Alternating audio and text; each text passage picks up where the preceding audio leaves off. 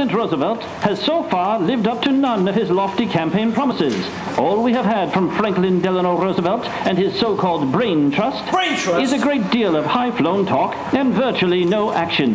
In a nation racked by poverty, misery, and unemployment, it is deeds we want from the White House, not words. In short, Mr. President, if you are listening, we've had enough of your fireside chats. It is time... Criticism, damn it! Nothing but criticism! Damn it! I know! It's awful. Did anybody see the Washington Post this morning? My friends, I say again, the only thing we have to fear is fear itself. Franklin, you've already been elected. Every cloud has a silver lining. You're never fully dressed without a smile. Oh, good heavens. Franklin, Oliver Warbucks is here with a friend. Thank you, Louis. Show him in, please. Oliver, good of you to have come. Good morning, Mr. President. Well, who do we have here? Mr. President, this is my good friend Annie. Annie? She so wanted to meet you that I couldn't resist bringing her along just to say hello. Of course, the little girl who sang so beautifully on the radio last night. Annie, this is President Roosevelt. How do you do, President Roosevelt? How do you do, Annie? That was as lovely as you sounded on the radio. Thank you, President Roosevelt. Well, should we begin? Yes, Annie, if you'll wait outside. No, Oliver. Let Annie stay. Having a child on hand will keep us on our best behavior. Thank you, Mr. President. Harold, I don't want to hear so much as a gosh out of you. Franklin, a child? Now, Oliver, since you represent those happy few Americans who have any money left, I'd like to begin with your views on matters. Mr. President, in the words of Calvin Coolidge, the business of this country is business. Yes! And for the good of this country, all of you, Wall Street and me, we've got to get my factories open and the workers back to work. According to my latest figures, there are now 15 million Americans out of work and another 50 million with no visible means of support. Mr. President, if I may say so, unemployment is not our worst problem. The dispatches from Germany are becoming more and more disturbing each day. There could be war. Germany, hell, people are starving in this country. I know that, Harold, but in the long run, we're not... Well, for people who are starving, there is no long run.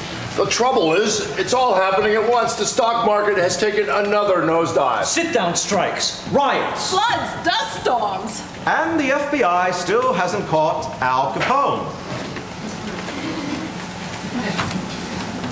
Well, at least we're all agreed on one thing. The situation is hopeless and getting worse. You can say that again. Henry, I'd like to see these figures, please. The sun will come out tomorrow. Bet your bottom dollar that tomorrow there'll be sun. Quiet, little girl. Harold, what did you say, Annie? Go ahead, my dear. It's all right. It's still a free country. Just thinking about tomorrow clears away the cobwebs and the sorrow till there's none. When I'm stuck with a day that's gray and lonely, I just stick out my chin and grin and say, oh, the sun will come out tomorrow, so you gotta hang on till tomorrow.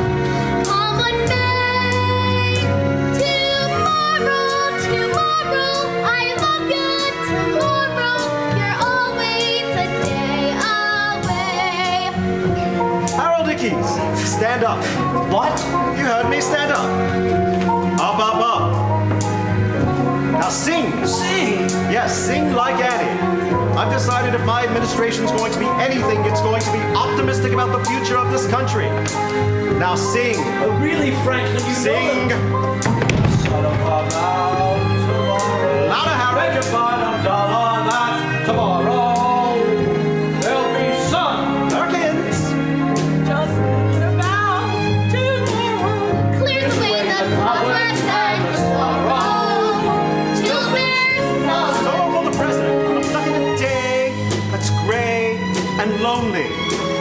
I stick out my Excuse me, chin. up my chin. Up my chin and grin and say, everyone, Republicans, do Oliver, sing. Oh, the sun will come out tomorrow, so you gotta hang on till tomorrow. Come what may, tomorrow, tomorrow, I love you tomorrow, you're always a day away. Tomorrow,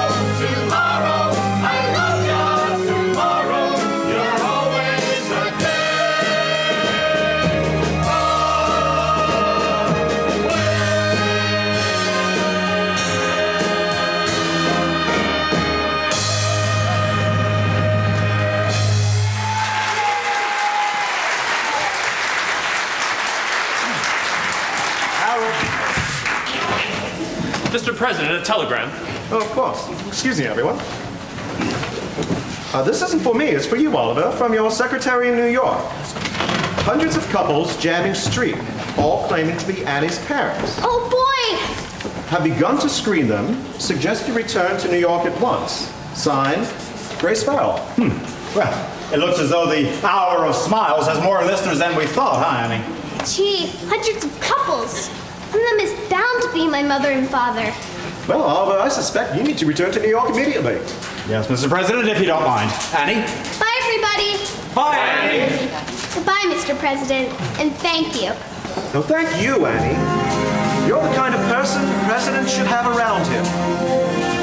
Mr. President, what if we set up 100, no, 1,000 federal projects? Dams. Yes. Highway. Yes. New post office. Yes, and put the unemployed to work building them. We could create 5 million new jobs within 6 months. Weekly paychecks could give millions off of relief back to paying taxes. We built a country so strong, nobody, including Chancellor Hitler, could ever defeat us in a war. Mr. President, what we've got to give this country is nothing less than a new outlook. A new vision. A new approach. A new concept. A new dedication. A new horizon. A new spirit. A new attitude. A new deal.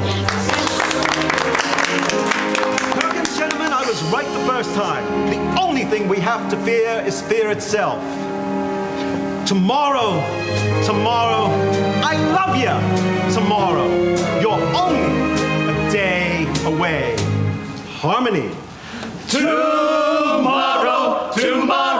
I love ya. Tomorrow.